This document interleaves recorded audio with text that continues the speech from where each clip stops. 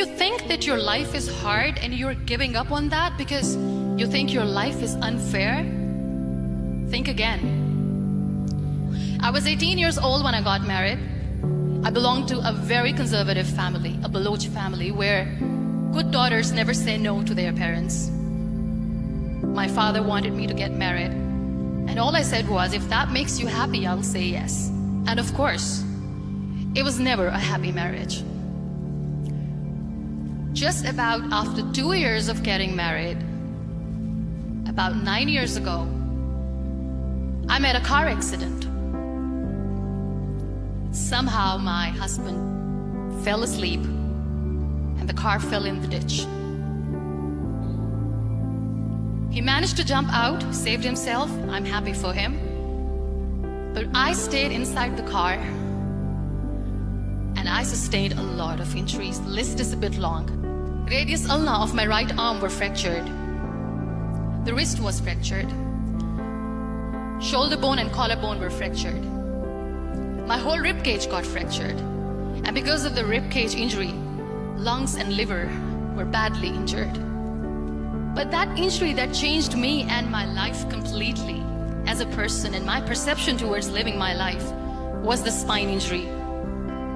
3 vertebrae of my backbone were completely crushed and I got paralyzed for the rest of my life. Many people came to rescue. They gave me CPR. They dragged me out of the car.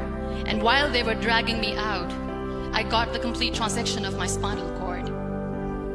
Those 2.5 months in the hospital were dreadful. I was at the verge of despair. One day, doctor came to me and he said, well, I heard that you wanted to be an artist, but you ended up being a housewife. I have a bad news for you. You won't be able to paint again. Next day, doctor came to me and said, your spine injury is so bad, you won't be able to walk again. I took a deep breath.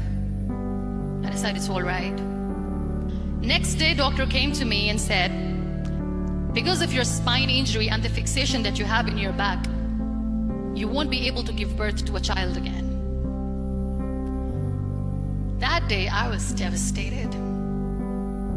I still remember, I asked my mother, why me? And that is where I started to question my existence. Why am I even alive? And that is where I realized that the words have the power to heal the soul. My mother said to me, this too shall pass. God has a greater plan for you. I don't know what it is, but He surely has. That day I decided that I'm going to fight my fears. So I wrote down one by one all those fears. And I decided that I'm going to overcome these fears one at a time. You know what was my biggest fear? Divorce. I couldn't stand this word. I was trying to cling on to this person who didn't want me anymore, but I said no. I have to make it work. But the day I decided that this is nothing but my fear, I liberated myself by setting him free. And I made myself emotionally so strong that the day I got the news that he's getting married, I sent him a text that I'm so happy for you and I wish you all the best. And he knows that I pray for him today. Number 2 was, I won't be able to be a mother again. And that was quite devastating for me. But then I realized there are so many children in the world, all they want is acceptance. So there is no point of crying, just go and adopt one. And that's what I did. 2 years later, I got this call from a very small city in Pakistan. I got a call and they said, are you Muniba mazari? There is a baby boy and would you like to adopt? And when I say yes, I could literally feel the labor pain. I said, yes, yes, I am going to adopt him. I am coming to take him home. So when you accept yourself the way you are, the world recognizes you. It all starts from within. We have this amazing fantasy about life. This is how things should work. This is my plan. It should go as per my plan. If that doesn't happen, we give up.